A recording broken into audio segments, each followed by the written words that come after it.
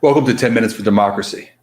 Today, we're going to be talking about the Democrats, specifically their rhetoric about the threat to democracy that the status quo represents, as well as their relative inaction when it comes to actually doing something about it.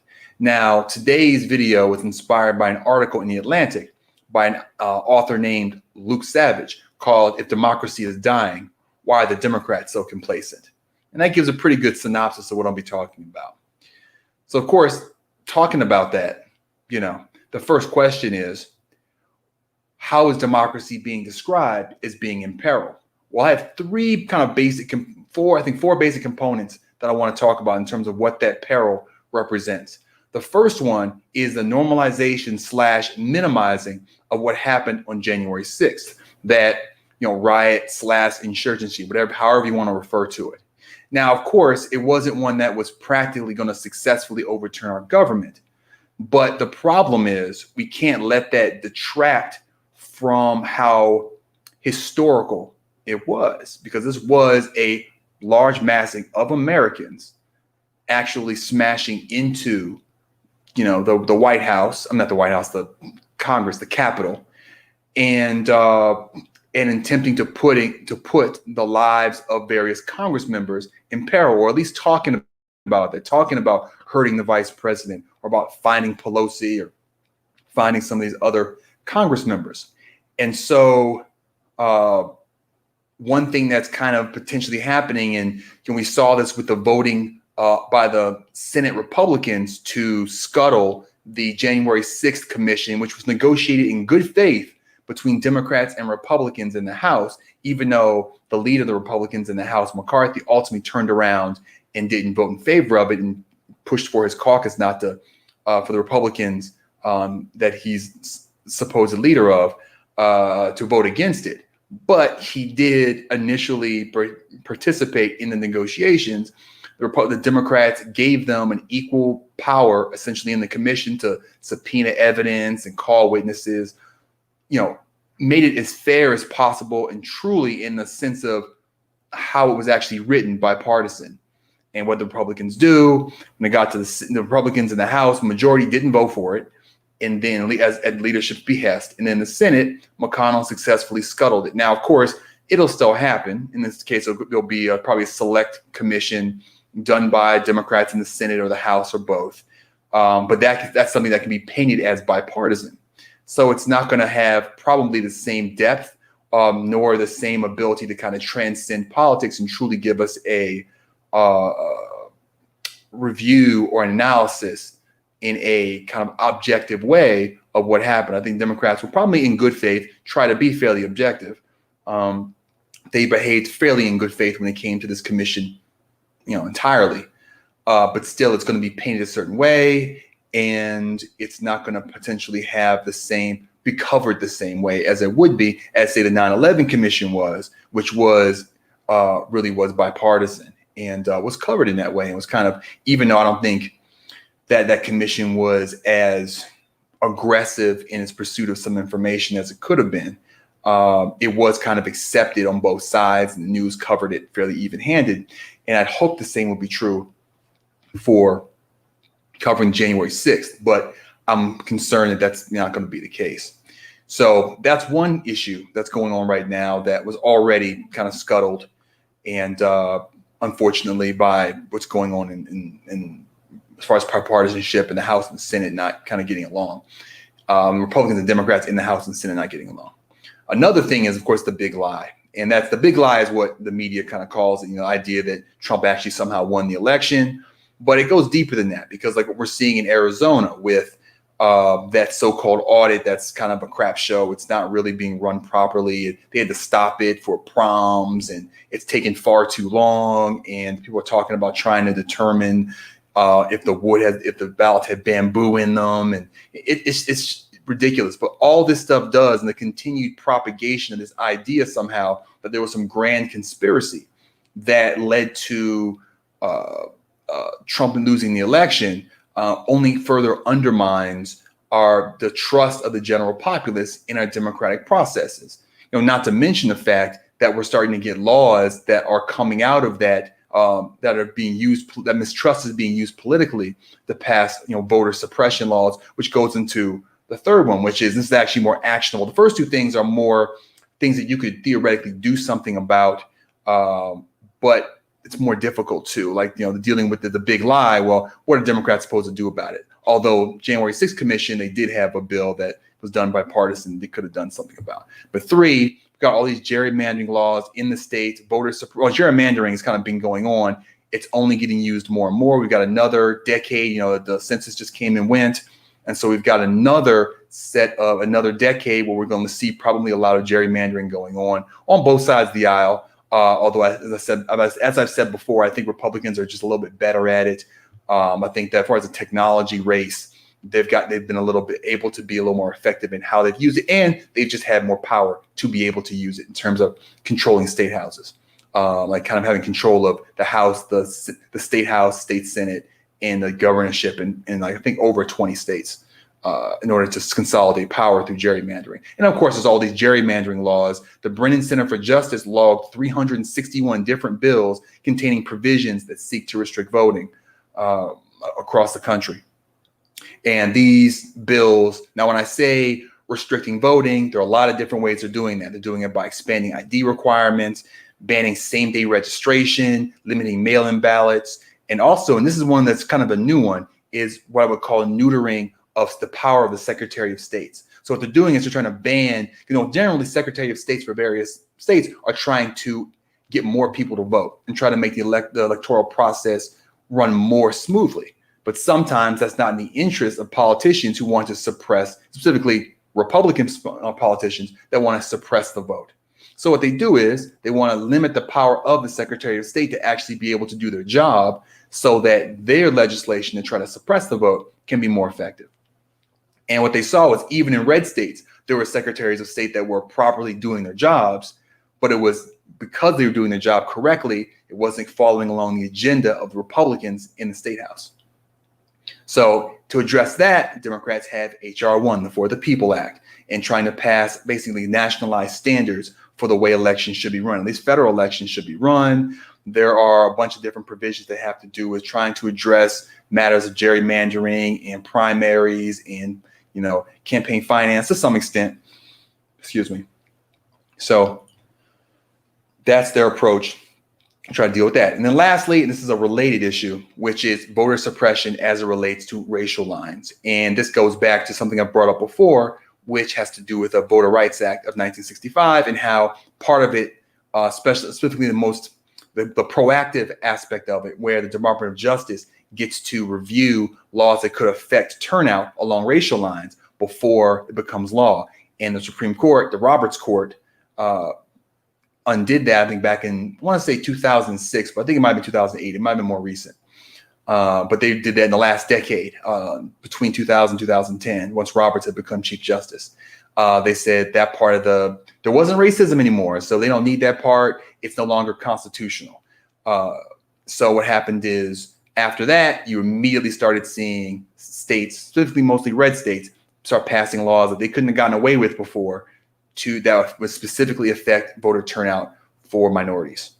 And that's something that the John Lewis Voting Reform Act, specifically named after John Lewis, to try to restore that ability of the federal government to prevent the disenfranchising of minorities, and specifically, of course, Black people, but minorities in general. And that restoration, that's their kind of supposed fix for that. But here's the thing. The reason why those theoretical solutions, the H.R. 1, the John Lewis Voter Reform Act, the January 6th Commission, the reason why those things couldn't get passed is because the filibuster remains in place in the Senate. And in weeks and months past, it looked like maybe the two vocal named senators that are holding up filibuster reform at this point are Manchin and Sinema. Joe Manchin of West Virginia and Kyrsten Sinema of Arizona. Both of them have in the past at some point shown some perhaps willingness to deal with it, although Manchin actually has been the one to look a little more reasonable in terms of being willing to actually step out and say, okay, maybe we could reform it, maybe make it a talking filibuster, et cetera, et cetera. Sinema has actually been more hardline. She's generally been on the record, has been pretty adamant about retaining the filibuster. Now, there's also been reporting, I should say this, that there are up to as many as 10, and maybe including them, 10 senators on the Democratic side that are not willing or don't want to see the filibuster go away. They're perfectly fine with the filibuster staying in place, but they're cowards. They're not really willing to stick their neck out. They just privately are just okay with it. So, when it comes to like you're in the back halls of this place, they might pat, someone like Manchin, send them on the shoulder and say, we're with you. We just, we don't want that heat. So, you keep on doing what you're doing. You got, we're behind you, but we appreciate you standing out there and doing this because we don't want to. But here's the funny thing. That's not just it. There are also partisan concerns by Democrats of getting rid of the filibuster and passing some of these laws like H.R. 1. And the reason why is in red states, one thing that red states used to like to do, they don't have to do this as much now because of how the Voter Rights Act has been affected by the Supreme Court. What they used to like to do was actually go in and cut up a district in such a way that they would take black neighborhoods, districts that are kind of have a lot of black people, and make these kind of mega districts that are majority black. And so you would see a lot of black representatives that would get representation. And you do this in part in dealing with the Voter Rights Act, wanting to say, hey, look, we're actually helping to get black people elected, even though the rest of the gerrymandering creates a bigger imbalance statewide for Republicans. That small little group, they did actually in some places increase the number of black representatives through their gerrymandering. Republicans did. And so there are some concerns by some black representatives in southern states that if you pass rules that don't allow gerrymandering, that they'll lose their seats. And that's kind of a shame that there's really that concern and that's being reported, but it seems to be the case. And separately, there's also concerns about H.R. 1 generally helping primary candidates by the way that it changes some of the campaign finance rules that some Democrats are, general, of course, they're in power. So they're, what's that word for people who are already in office? They're, I can't think of it. They're incumbents.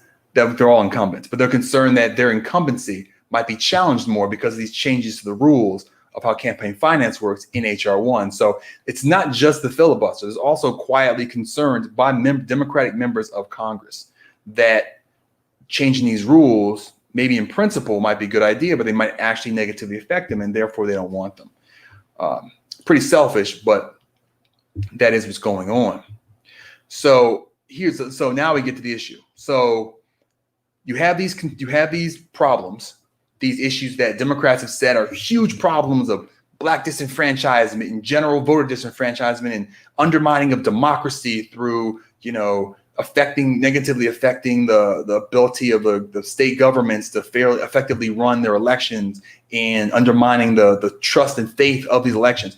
All these problems are having in this potential watershed moment in American history. And so what are they doing about it? And the answer is not particularly much. One of the main problems is that the Democratic Party is relatively fractured and disorganized. And what's pointed out a lot more is, of course, the people on the left and the AOCs and the Cori Bushes, but they've actually tended to fall in line a fair amount, at least so far. It's actually the conservative members of the congressional Democrats, people like Joe Manchin or Kirsten Sinema, or even ones that you don't hear about as much, like Adam Schiff. I think he's a fairly centrist, but I would put him on the kind of moderate to conservative side. He's the first one that comes to mind. Chris Coons in the Senate from Delaware, friend of Joe Biden's. These are relatively conservative members, and they're kind of protected a bit in terms of they have relatively conservative viewpoints. They're not necessarily in favor of something like Medicare for all or even that $15 minimum wage. And the Democratic Party, because they tend to play from not instead of playing to win, playing not to lose, they feel like these people, especially ones like Manchin, who are in red states, like hard, dark red states, or even someone like Kirsten Sinema, who's in Arizona, which is basically a 50-50 state at this point, or even slightly reddish, purple, but tilted towards red, they tend to try to protect them in a way that they don't protect someone like or heed the concerns of an AOC or a Pramila Jayapal or a Cori Bush. For them, they're like, well, you're in a safe seat, so you should just do whatever we ask you to do. That's kind of a power standpoint there. It's of the power perspective. And so if you're in a seat that's in a purple district, you're allowed to you have a lot more leeway. And they actually tend to want to protect you so that they can keep the seat, maintain their majority, maintain the power that they have. This is the leadership. And so they're not inclined particularly to call people out. And in fact, Joe Biden came out a few days ago. He was expressing his concerns about how people are not giving him enough credit and they're being too hard on him for not doing more. But he pointed out, hey, I only have a tie in the Senate, and there are two people in there that are very conservative and often don't want to go along with the stuff that I want to do. But here's the thing. He wouldn't even say Joe Manchin and Kyrsten Sinema's names. Everybody knows who's in the know knew who he was talking about, but he wouldn't say their names. He wouldn't even do that. And that's fundamentally the problem here, is that Democrats want to virtue signal to us that they want a better society for us, that they want to deal with they're concerned about. They want to express their concern to us about these issues of democracy, of representation, of not undermining the faith in our democratic systems, of making sure as many people can vote as possible, making sure that minorities are not disenfranchised, making sure we find out what happened on January 6th and that it doesn't happen again. They express monumental concern about all these issues, but so few of them, almost none of them, are willing to actually really aggressively go after the people that are standing in the way of those things being fixed. Because the Democrats are as I said at the beginning of this video, the Democrats are the one that are in power right now. They control the House, they control the Senate, which in the Constitution is a majority rule body. The filibuster was a rule that was created and used mostly centuries later. It was initially used first back in the 1837, I believe it was. But the reality is it wasn't really used that much until the 1920s and 30s, which is why people correctly, like former President Obama and Senate Majority Leader Chuck Schumer, referred to it as a Jim Crow relic, because Jim Crow era was when it was used a great deal. But the Senate, just like at state Senate houses, like across the country, like I'm in California, the state house in California, our lower chamber and upper chamber are both majority rule. The filibuster is a unique thing for the federal Senate that at some point has almost never been used for the betterment historically of civilization. It's generally only been used to slow down progress, and now it's bringing it to a halting stop. And people like Manchin and Sinema like to sit there and say, well, we shouldn't change the rules, but that's the rules. The rules are whatever you vote them to be. And they're both old enough and been in the Senate long enough to see how the rules have been changed by both Republicans and by Democrats. It's excuses, because they, for whatever reason, I think in Manchin's case, he's just kind of an unsophisticated guy and really does think that filibuster is a good idea. And Kyrsten Sinema, who I think more cynically is trying to triangulate for her state, where she's, even though her state is trending Democrat, it has traditionally been a Republican state. She's trying to just keep her head low and not stick her head out and lose her seat, because I think she has a lot of ambition in the future. I think she may want to be the first woman president or something, or just a president, or she just has a lot of ambition. I think she's triangulating. But interestingly enough, I think she's the one that is easier to pressure. See, Manchin actually is in a red state, and it really is hard to go to his state and try to actually undermine him, because you really do risk him just losing and being replaced by a Republican. But on the other hand, how can you, as the Democratic Party, as a party, the purpose of which is to have shared beliefs that you fight for, how can you as a party see your whole project be undermined by one or two of your members and say nothing? And that's what we're seeing right now. We're seeing President Biden, and people love to point out how previous presidents have used the bully pulpit, the twist arms, to get senators to go along with their agenda because that president had the wherewithal to do so. Biden hasn't shown that at this point. And because of that, we're not going to see a lot of movement, and a lot of senators and House members aren't going to step out there and start throwing shots at senators if their president, the leader, the supposed leader of their party, isn't willing to do so. That's what leadership is. Leadership is being the one to set the example for the people that are being led by you. And that's why I primarily put this issue on Chuck Schumer and on Joe Biden, because those are the leaders of the Democratic Party, or the Senate and the Democratic Party, Senate Democrats and the Democratic Party respectively. And if they're not willing to push forward on this and at least apply pressure to Sinema and to Manchin, the Democrats are going to own their failure. They're going to, and actually it makes it look worse. So you're going to big up all these issues and talk about how important it is to address all these matters, and then utterly fail to accomplish them. Well, that only makes you look bad. That only undermines your prospects for election in the future, because people are going to know about all these things you told them are a problem, and they're also going to know that you failed to address them. And the people in the know, the people that are talking to them, that they're listening to, are telling them about how you failed, about how you weren't willing to apply pressure and to twist arms and to actually go out and try to get it accomplished. Instead, we're seemingly okay with things staying the way they are, despite how problematic they are. So it's, we have a lot of time. People like to point out, it's only 6 months in the Biden's first term. But when they're struggling to even get an infrastructure bill done, it does make you wonder if they're ever going to have a chance at these other very important matters, because, I think that it's not hard to see that the Democratic Party is at real danger of losing majorities in either the House or the Senate, or both, if they're not able to stem the Republican efforts to undermine Democratic representation state by state throughout this country.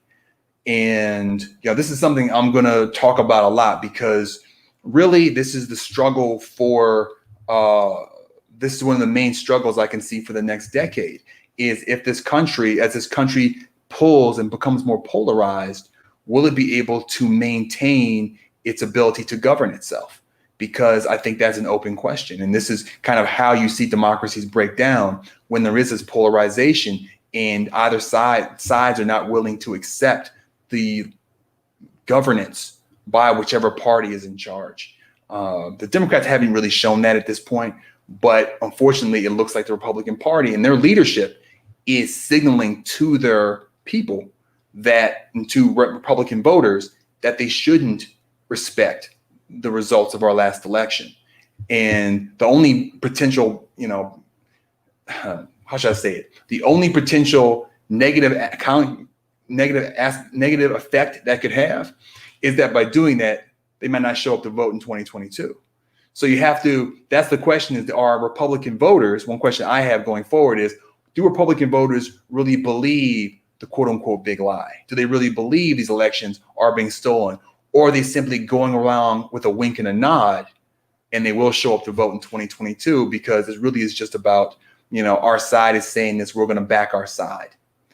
So that's the real question, going forward. But for me, when I hear Democratic politicians talk about, these terribly important issues and how our democracy is threatened, my question to them is, well, what are you doing about it, Senator or Congressman or President? Because there's certainly things you're not doing, and maybe you can argue they won't work. But if you don't try, then what does that say about you?